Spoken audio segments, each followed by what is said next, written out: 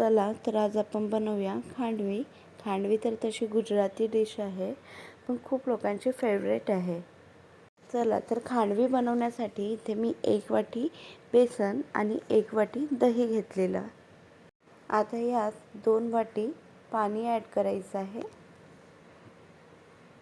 आणि याला छान फेटून घ्यायचं आहे. यात लम्स वगैरे पडले असतील ते पण आपल्याला काढून घ्यायचे आहे. तर अशा पद्धतीने फेटून घ्यायचं आहे. आणि इथे आपल्याला मिश्रण अगदी पातळ करायचं आहे, त्यासाठी मी अर्धी वाटी परत पाणी ॲड केलं आहे. याचं थिकनेस मी तुम्हाला दाखवते, मी किती प्रमाणात पातळ केलेलं आहे याला. बघा, तर आपण जे कढीसाठी मिश्रण बनवतो ना, आपल्याला तेवढंच पातळ इथे हे मिश्रण बनवून घ्यायचं आहे. या मिश्रणात ॲड करण्यासाठी मी 1 इंच अद्रक आणि 4 मिरची ठेचून या मिश्रणात ॲड करणार आहे. तुम्हाला वाटेल तर तुम्ही मिक्सरमधून ग्राइंड करून काढून घ्याल. आता हे ठेचून घेतलेलं मिरची आणि अद्रक मी या मिश्रणात मिक्स करून घेणार आहे. यात आपल्याला खूप काही मसाले टाकायचे नसतात. यात मी फक्त अर्धा चम्मच हळद आणि या मिश्रणाला लागेल तेवढं मीठ ॲड केलेलं आहे. आता याला स्ट्रेनरने गाळून घेऊ, म्हणजे अद्रक आणि मिरचीचे जेवढे काही मोठे मोठे तुकडे असतील ते स्ट्रेनरच्या मदतीने बाहेर काढता येईल आपल्याला. खांडवी बनवणं खूप इझी आहे आणि खूप कमीत कमी मटेरियलमध्ये आपण खांडवी बनवू शकतो. आणि इथे मी खांडवी 2 प्रकारे बनवते. स्टफिंगवाली पण बनवते आणि विदाऊट स्टफिंग पण खांडवी बनवते. तर आज मी स्टफिंगवाली खांडवी बनवणार आहे. तर आपलं हे मिश्रण स्ट्रेनरने गाळून झालं आहे. आता याला आपल्याला कढईत किंवा पॅनमध्ये सोडून द्यायचं आहे. आणि ज्यातही तुम्ही करत असाल ते तुम्ही इथे नॉनस्टिक वापरलं तर बेस्ट आहे. हे मिश्रण आपल्याला जवळपास 20 ते 25 मिनिट याला ढवळत राहायचं आहे. 4 ते 5 मिनिटातच याचा कलर थोडा चेंज होईल, डार्क येलो असा आलेला आहे. मिश्रण हे खाली लागू नये म्हणून यात आपल्याला कंटिन्यू चम्मच चालवत राहायचं आहे. हे मिश्रण आपल्याला अगदी लो फ्लेमवरच ठेवायचं आहे आणि याला कंटिन्युअसली आपल्याला चालवत राहायचं आहे. 15 ते 20 मिनिट यात कंटिन्युअस चम्मच हलवून माझा हात तर दुखलेला आहे, पण काहीतरी टेस्टी खाण्यासाठी थोडी मेहनत करावीच लागते. तर चला, जवळपास 15 मिनिट झाले आहेत. तर आपण याला एकदा प्लेटवर टाकून चेक करून घेऊया की आपली खांडवी व्यवस्थित निघू शकते आहे की नाही. तर याला परत आपण कुक करूया. तर इथे आपलं मिश्रण प्लेटला सोडत तर आहे, पण तरी मला असं वाटतं की आपण 5 मिनिट याला परत कुक करून घेऊया.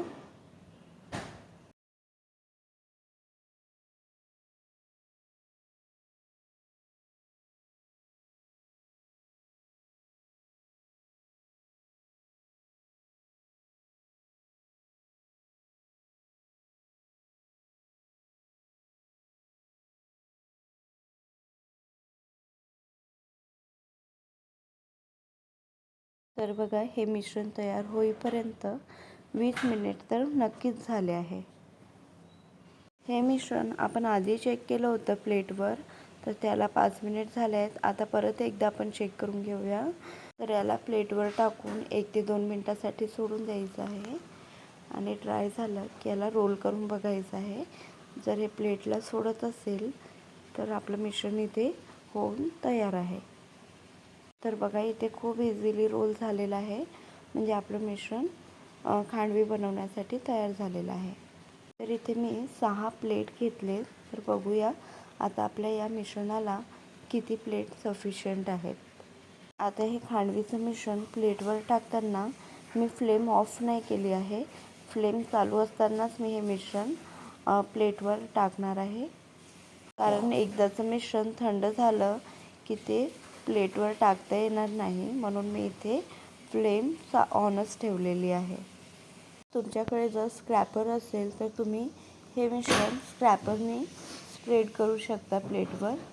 माझ्याकडे स्क्रॅपर नव्हतं त्यामुळे मी इथे चम्मचने स्प्रेड केलेलं आहे. आणि इथे ही स्टेप करताना आपल्याला थोडं फास्ट करायचं आहे, कारण जर हे थंड झालं ना प्लेटवरच तर इथे स्प्रेड करायला प्रॉब्लेम होईल. तर बघा, मला एवढं मिश्रण स्प्रेड करण्यासाठी 5 प्लेट लागले आहेत. आता हे खांडवीचं मिश्रण 2 ते 4 मिनिट ड्राय होईपर्यंत मी इथे स्टफिंगचा मसाला तयार करून घेत आहे. त्यासाठी मी इथे 3 ते 4 लाल मिर्च बारीक कट करून घेतली आहे कैचीने. तुम्हाला वाटेल तर तुम्ही इथे ग्रीन मिरची पण ॲड करू शकता किंवा चिली फ्लेक्स पण ॲड करू शकता.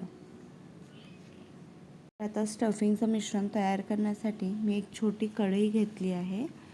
त्यात 2 चम्मच तेल ॲड केलं. तेल छान गरम झालं की यात आपल्याला मोहरी ॲड करायची आहे. मोहरी छान तडतडली की यात आपण बारीक कट केलेली मिरची आणि 2 चम्मच तीळ आणि 2 पिंच मीठ ॲड करून या मिश्रणाला 1 मिनिट तरी परतून घेऊन यात आपल्याला मीडियम साईजचा खोबरा किस ॲड करायचा आहे. आता या खोबऱ्या किसला 2 ते 3 मिनिट आपण रोस्ट करून घेऊया. रोस्ट केला की याचा टेस्ट थोडा छान येतो. हा स्टफिंगचा मसाला ऑप्शनल आहे. जर तुम्हाला विदाऊट स्टफिंग खांडवी बनवायची असेल तर तुम्ही हा मसाला बनवला नाही तरी चालेल.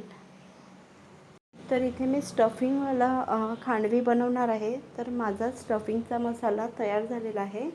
आता हा मसाला या खांडवीच्या मिश्रणावर स्प्रिंकल करून घेऊया. हा मसाला स्प्रिंकल करताना तुम्ही हातानेच करा. चम्मचने केलं तर ते कुठे कमी कुठे जास्त असं होईल, त्यामुळे तुम्हाला हातानेच व्यवस्थित करता येईल. आता बघा, इथे मसाला सगळीकडे स्प्रेड झालेला आहे. तर याला कट करायला मी शंकरपाळे कट करण्याचा रोलर वापरलेला आहे. तुम्ही नाईफने पण याला कट करू शकता. तर याला 1 ते 1.5 इंचाच्या डिस्टन्सवर आपल्याला रोल करून घ्यायचं आहे कट करून. इथे ना रोल करताना ही प्रोसेससुद्धा आपल्याला थोडी फास्ट करायची आहे, कारण हे मिश्रण जास्त ड्राय झालं की ते रोल करताना क्रॅक होईल. तर इथे खांडवीचा मसाला हा प्लेटवर स्प्रेड करणं आणि हे रोलिंग, ह्या 2 गोष्टी आपल्याला फास्ट करायच्या आहेत. तर बघा, इथे रोलमधून आपल्याला स्टफिंग खूप छान दिसेल.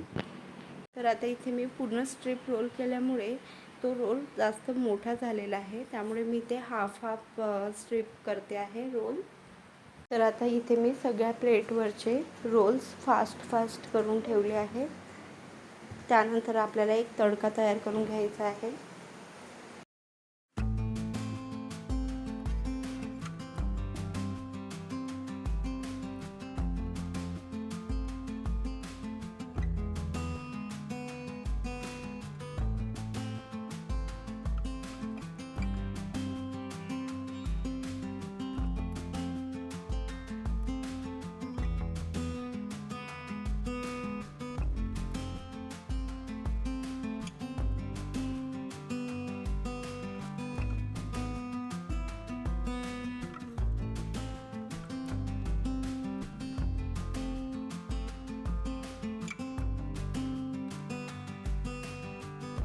तर बघा, आता इथे माझे सगळे रोल बनवून तयार झाले आहेत. आता या रोलवर मी घरी बनवलेली मिरची आणि लसूणची चटणी लावणार आहे. तुम्हाला यावर बारीक कट केलेला कोथिंबीर लावायचं असेल तर तुम्ही कोथिंबीर पण ॲड करू शकता यावर. तर आता बघा, इथे सगळ्या रोलला चटणी लावली आहे मी. आता यावर आपण एक तडका देऊया. त्यासाठी मी तडका पॅन घेतलेला, त्यात 2 चम्मच तेल घातले. तेल छान गरम झालं की त्यात मी 1 ते 1.5 चम्मच मोहरी ॲड केली आहे. मोहरी छान तडतडली की त्यात 1 ते 1.5 चम्मच व्हाईट तीळ ॲड करायची आहे. त्यानंतर कढीपत्ता टाकून हा तडका आपण सगळ्या रोलला देऊया. इथे तडका देताना मी मिरची ॲड केली नाही, कारण रोलवर मी ऑलरेडी मिरची आणि लसूणची चटणी लावलेली आहे आणि तडका देताना जर अजून मी मिरची टाकली तर आपले रोल हे जास्त स्पायसी होईल.